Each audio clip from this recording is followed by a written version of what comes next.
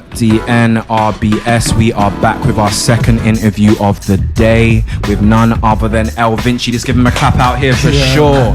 Most definitely. Normally we have a room packed, but obviously it's the first time we're back in a while since COVID, so it is what it is. It's hot in here, so you don't want to pack room. Extra hot.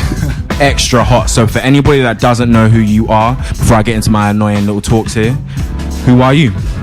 Vinci is an upcoming rapper from Croydon, Jamaican born. You know, I'm also a student. Okay. And the name Vinci comes from my actual name, Leonardo da Vinci. Damn. So Vinci is from the Leonardo. I feel like everybody in the room had to look around and go. Apart from those that know you, had to look around and go, what's your actual name? Leonardo da Vinci. Damn, you're making me feel jealous out here. Like I might have to change my name at a registry office, man. What's going on? Vinci instead of going Leo or Da Vinci or whatsoever. Vinci, because it's unique, and you type it in on the internet, first thing that pops up. Yeah. Vinci. Damn. Whoa, that's it's a start and a half, to say the least. I was exposed to your music a couple weeks ago, and I'm one of those people. I'm a proper critique of music, so I know unless I'm feeling something, unless my energy doesn't gravitate towards it, I'm most probably going to ignore it. Yours weren't that. I felt like when I heard your music, I felt like there was genuine energy behind it. Yeah, the energy behind it is more than just music. Yeah. I want people to listen to even the instrumental that I choose for each song. The lyrics that are on it, it's more than there's meaning every single word that's on. It's interesting because the first thing that I was actually going to say to you was, I can tell that you concentrate on what you're saying. Yeah, I do. You can always tell the difference between someone that is literally just on a beat and just doing what they got to do, waiting to get to the end of the song. It seems like you're actually taking your time when it comes to your delivery. So tell me, where does that come from? Well, the time comes from, I'd say not attending my classes at university. So I was a bit confused there. See, it was a bit of a double entendre, we just said then. That time that I should have been taking to be like, I'm in the book. I'm in the book. Yeah. I actually take those time and I'm like, I want this deal with to your craft. Sense. So if I'm saying, I grew up in Jamaica and I did this in Jamaica, I want you to understand why I'm telling you that I grew up in Jamaica, but also what does this mean to me growing up in Jamaica and experiencing everything there. I don't want you to just hear it and say, he's Jamaican. And probably, I want you to know why I'm telling you. So there's always a why. And the creating process of it is when I'm listening to music, generally, I like to listen to every single word. Love that. Take the meaning from it and everything. So when I'm doing it, why shouldn't I give you what I'm expecting? Facts. So that's where it all comes from as well. You get me? Just interesting, because I could tell this before I met you. I could tell from hearing your music and the way that you seem to deliver what you deliver.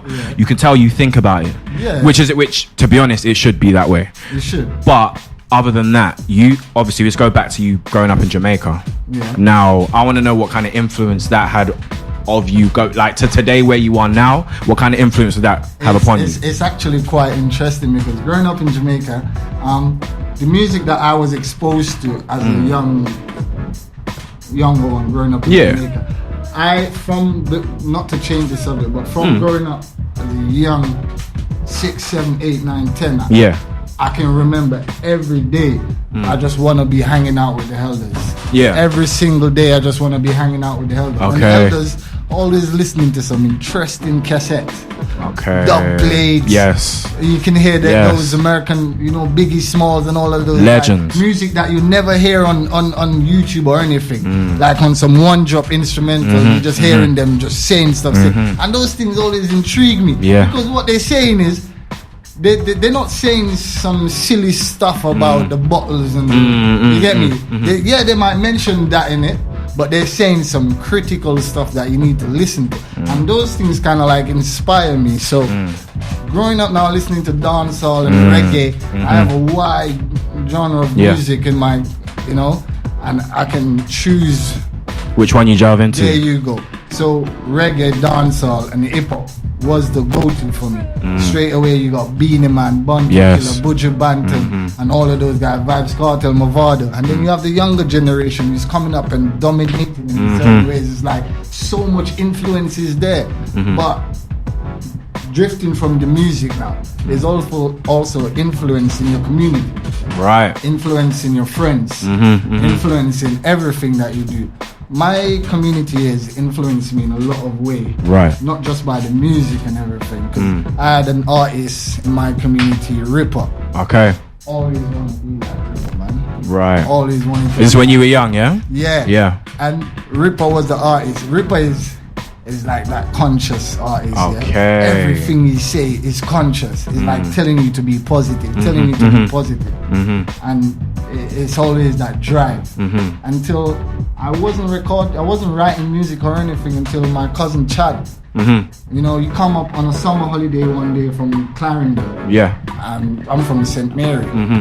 And he has an MP3, and he's like, "Yo, me and my friends are doing the music and listen to the music on it." And I'm like, "Yeah, This is me." You know? Yeah.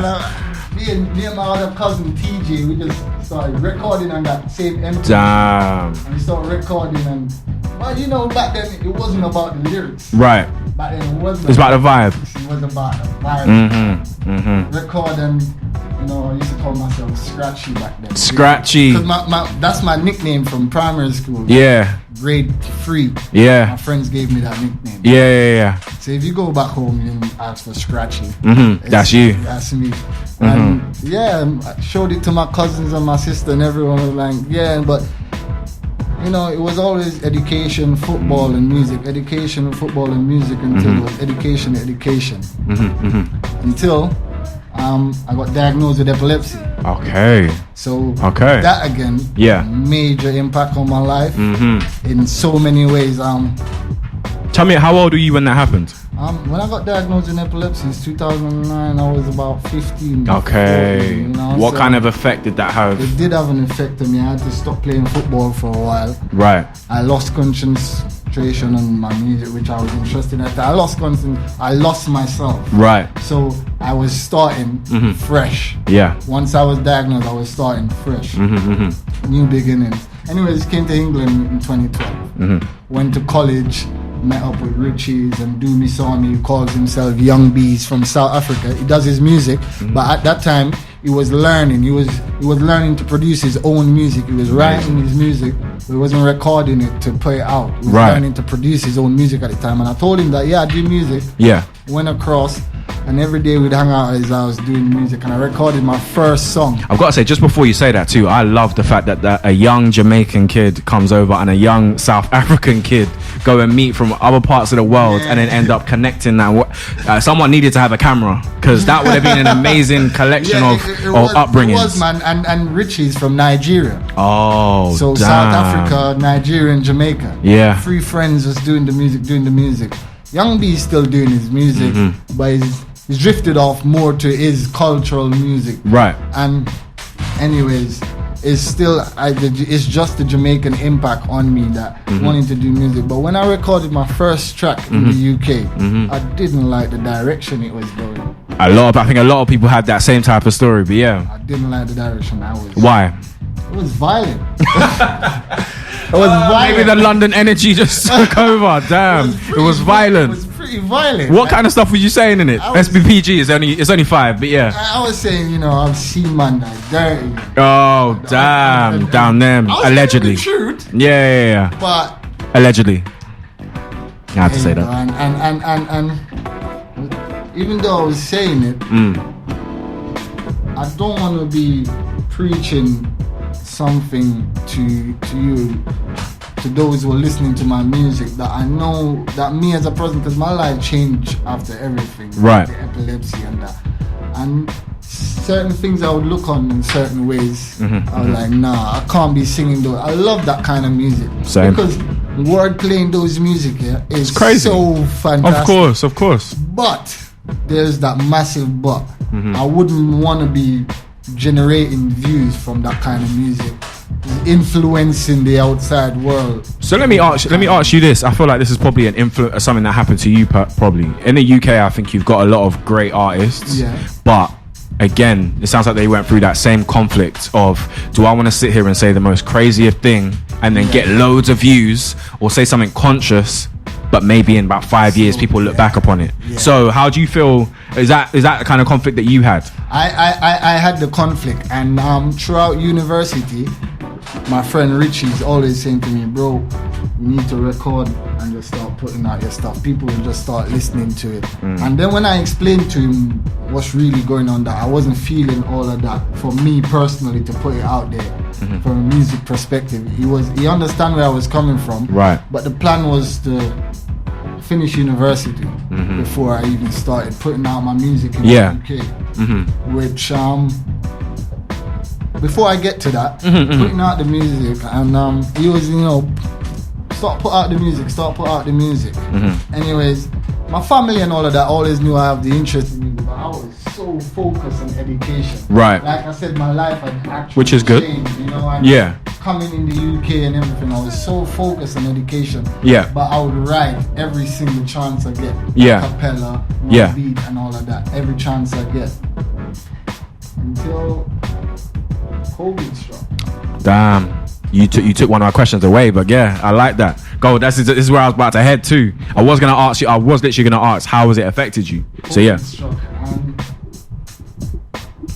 when COVID struck, it was kind of a twisted time of the year for us as well, with all that Black Lives Matter. A lot of people, a lot of situations happening at the same time. I turned to my girlfriend and I was like, I'm gonna start recording my music and put it back out there. Wow. But the song that I initially had to put out first, I put it on hold. And today is the 1 year anniversary of the song that I put out, Black Heart.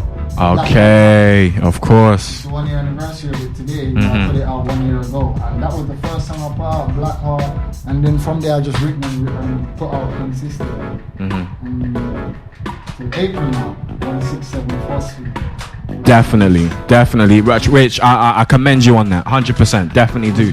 I think that's the first thing that made me go, okay, I want to speak to this person. But yeah, and it all goes on from there. You found that, I'm here with you now. Definitely. Who would you say, even with that project, who would you say that influences you? Because funny story, the influence in that project, as you can see, 167 phosphine is a phenomenon of seeing light without light actually passing through your retina. Jeez, I might have to turn the music off for you to say that again. So you can go through with that again. Go on. Phosphine is the phenomenon of seeing light without light actually passing through your retina. Damn. A phenomenon which I experience quite regularly due to be epileptic. Okay. 167 is. I didn't even connect the two until. 167 is a representation of Lvincix in Roman numerals. Amazing. So 167 phosphine. Even the cameraman holding his head like, what's going on here? So 167 phosphine. Yeah. So it's basically saying Lvincix phosphine. I love that. For you to have something that sometimes ignorant people kind of look upon it as a, how can I say, a disadvantage. Yeah. For you to use it to your advantage in that way, love that. And that's where I'm gonna come to that soon as well. But the inspiration from the project, Upbringing Studios, I really helped me out a lot. First, let me thank God. 100%. As always. My girl for my support. Brother, man. Brother, everybody in my family that has supported me and fans, everybody, you guys. But Up Money has really inspired me in many ways. There was times when I was depending on people, and they kind of like put me in my place and be like, it's all about you, man. Facts. It's all about you. Facts. You get me? So that's kind of where the name come in now. Right. You get me? When they put me in my place and made me know that it's all about you. Don't be depending on anyone. No. It's a good piece of advice to any new artist that's looking at things. Don't rely on people. There you go, man. John as well. John PP knows himself. He has a major role in that as well. But then the real influences come from this. Tech Sinatra and Of Course. I listen to those guys on a daily, and those guys. Tech Sinatra from the UK? Yeah. Damn. From Croydon. Oh, damn. That's crazy. Because someone that we worked with initially too. Shout out to Tech. Regularly, and first of all, Tech Sinatra, new EP, Home for Winter. Yeah. I get a lot of inspiration from that. You know, kind of like reflecting on myself. I relate to that EP so much. Yeah. So my influences kind of come from that as well. And of course, is always a conscious rap, always giving it to you how it is. And so, you know, those people around me, and then you have the big guys, Dave, Stormzy, Eminem, who are my go-to artists, Movado, Alkaline. 100%. You know, it's all the culture, but also my daily life experience. Each track and just telling a story is a story about El Vinci, or what El Vinci expect, or what El Vinci does. So the story is all about El Vinci. It might sound as if it's drifting, but it's just drifting towards El Vinci. One thing that I definitely appreciate is the fact that I could tell you look at your music as art. And I think some people forget sometimes, as an artist, creating could go anywhere. So the fact that you look at it like that, I love that for sure. What would you say, okay, I always say, I love to say this, in the next 5 years, where would you see yourself? In the next, ideally, I would love to, you know, be on the next phase where I have that solid fan base. Right.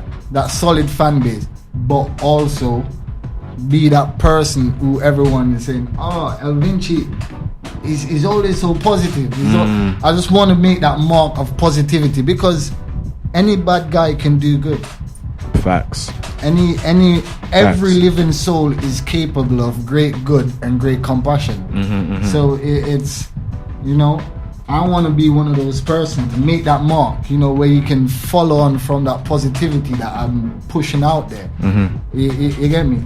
Yeah, I'm not gonna lie, I do smoke, I do that. Ain't nothing wrong with that. Ain't nothing wrong with that, because but it's not everything out there that you have a liking to is for you. 100%. You always have to stay positive. You always have to be conscious and motivated. And the first motivation is gonna come from you. So my motivation is me, and I would love to see myself out there in the next 5 years with a solid fan base that will always, you know, be listening to El Vinci, always taking advice from El Vinci. They might not live by the advice, but they know the advice will always be positive. I always commend anyone that's also come from another country, come from a different grind, come to another country and then start prospering. So I commend you on that element as it is, to say the least.